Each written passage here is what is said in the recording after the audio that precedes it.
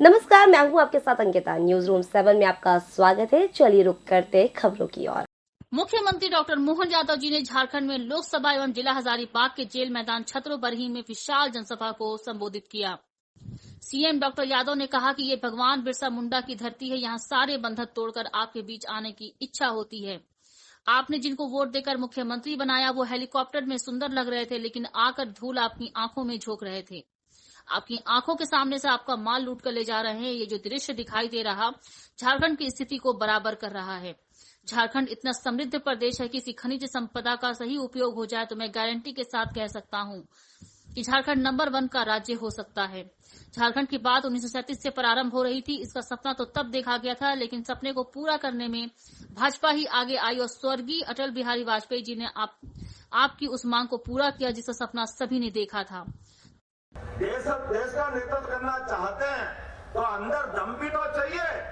ऐसा थोड़ी है कि हमारे अपने बाप दादा की सीट पे लड़ने को देखते फिरे और भूले भटके हार जाए तो ऐसे भागे कि लोग कह रहे केरल के आगे समुद्र आ गया।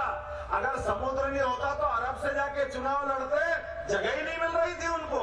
ऐसी तो हालत थी, कहां जाके लड़ोगे, किसके पास लड़ोगे। लेकिन अब वायनाड से हारने की खबर आ रही तो वहां से भागे।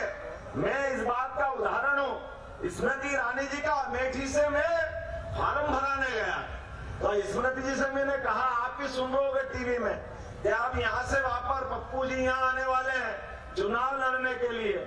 लेकिन स्मृति जी ने कहा, भैया ये नहीं आएंगे। मैंने कहा क्यों नहीं आएंगे बहना? बोले इसलिए नहीं आएंगे कि पिछली बार की ऐसी पटकनी दी है कि धूल अभी तक उड़ रही है, ये अमेठी नहीं आ सकते, इतना दम नहीं है।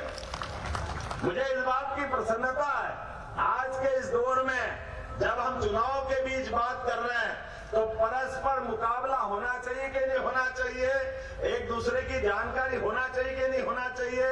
एक तरफ वो व्यक्ति जो चुनाव लड़ने आए और मुझे इस बात की प्रसन्नता और आनंद बढ़ता है, मैं भगवान कृष्ण के वंश से आता हूं और भगवान कृष्ण और राम के माध्यम से दुनिया भारत को पहचानती है। बोले भगवान राम और कृष्ण की।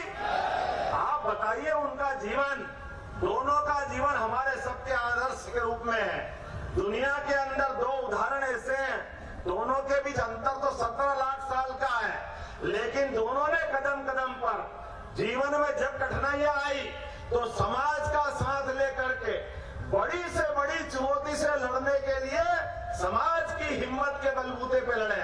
एक ने घमंडी रावण का, जिसके 10-10 सिर थे, लेकिन उसके घर में घुस करके रावण की घमंडी लंका भी जलाई और रावण को भी परास्त किया।